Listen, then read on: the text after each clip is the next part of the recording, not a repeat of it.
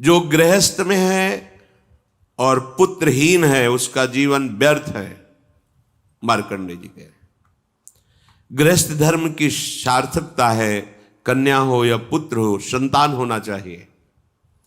यदि नहीं तो फिर वैराग्य भावना लेकर के दोनों भजन करो, संस्कार लो, गृहस्थ धर्म का त्याग करके वानप्रस्थ या संन्यास वैष्णव जो भी भावना बने भगवत मार्ग का अनुसरण करो, काम बन जाएगा। यदि गृहस्थ में हो और संतान नहीं है तो यहां आदेश करते वृथा जन्मानि चत्वारि वृथा दानानि षोडश। वृथा जन्म अपुत्रस्य ये च धर्म बहिष्कृताः, उसका जीवन धिक्कार बेकार जिसके गृहस्थ धर्म में संतान न हो। संतान का तात्पर्य केवल बेटा ही नहीं, बेटा और बेटी दोनों समान हैं।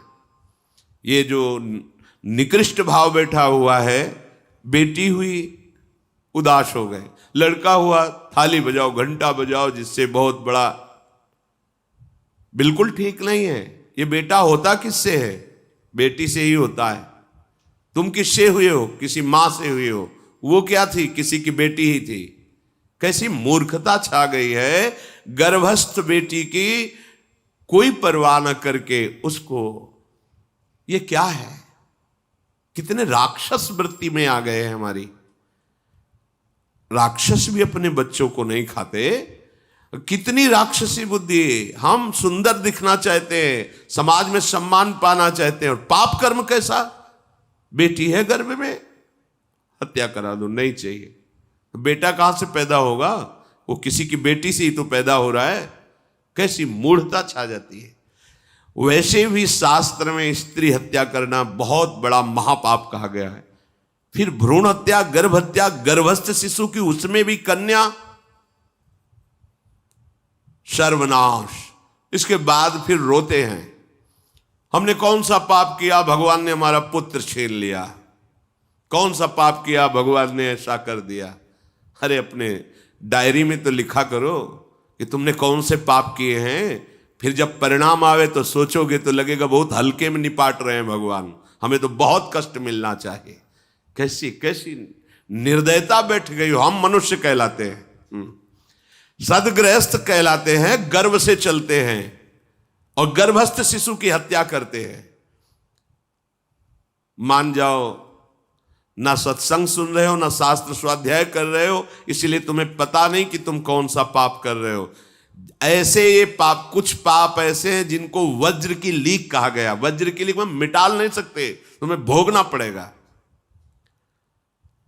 जो गृहस्थ है और संतान नहीं है, उस जीवन को सार्थक करने के लिए अपने गृहस्थ जीवन का त्याग करो, तीर्थ धाम कहीं वास की व्यवस्था करो और दोनों मिलकर भजन करो, अपने शरीर को पूरा करो, तो जीवन सार्थक हो जाएगा। अगर गृहस्थ है, संतान है, पढ़ाओ लिखाओ, उसको उसी योग्य करो जैसे तुम्हारे माता पिता ने किया है, तो तुम उस ऋण से मुक्त हो जाओगे। और फिर भी भजन करो, भजन ही तुम्हें भगवान की प्राप्ति कराएगा। दूसरा, जो अपने धर्म से भ्रष्ट हो चुका है उसका जीवन व्यर्थ है। आपका एक धर्म है, सबसे पहला धर्म है मनुष्य धर्म। मनुष्य का क्या कर्तव्य है?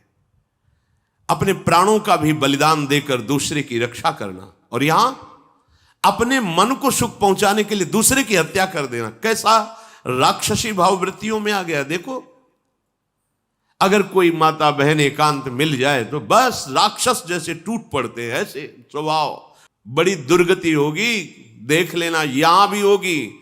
छुपा के भी कर लो तब कर्म प्रकाशित होगा। जब तुम अपराध नहीं करोगे, अपराध नहीं करोगे, तब वो अपराध तुम्हें फंसाएगा और जीवन भर रुलाएगा। मरने के बाद नर्क मिलेगा। नर्क माने बड़ी जेल है, वो बड़ी जेल, ये छोटी जेल है।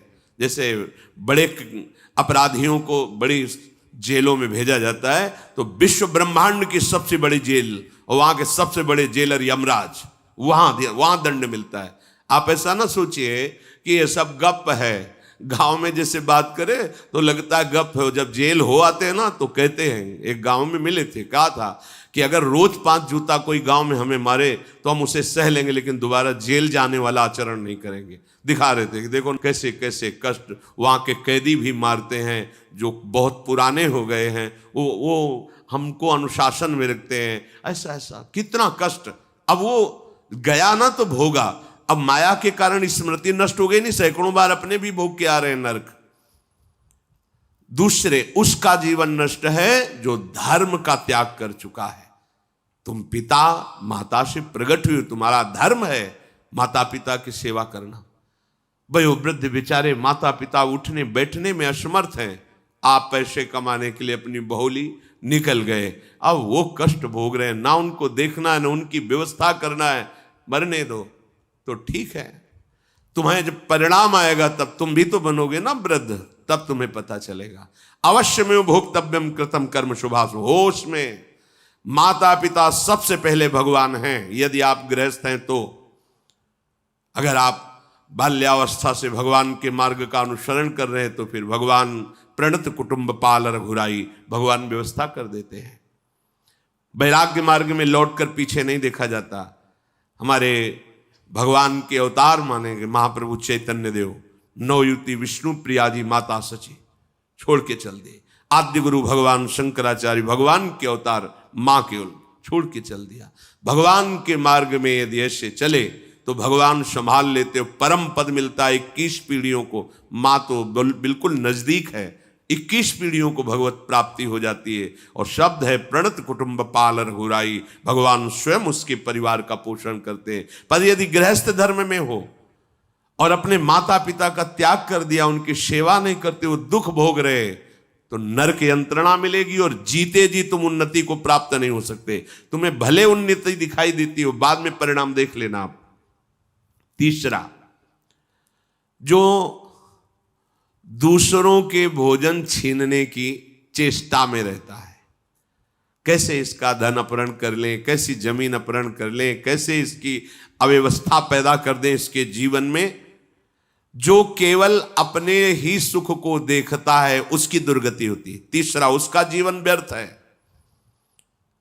जो दूसरों के सुख का अपहरण करके सुखी होना चाहता है, सदैव केवल अपने सुख में डूबना, सोचना कैसे मैं सुखी हो जाऊं, अधर्माचरण करूं, छीन लूं, क्या करूं, कैसे करूं, उसका जीवन व्यर्थ है। और चौथा, जो आए हुए साधु महात्मा अतिथि का अनादर कर देता है, अपमान कर देता है, सारे सुकृत नष्ट हो जाते हैं। ये चार का जीवन बिल्कुल व्यर्थ हो जाता है।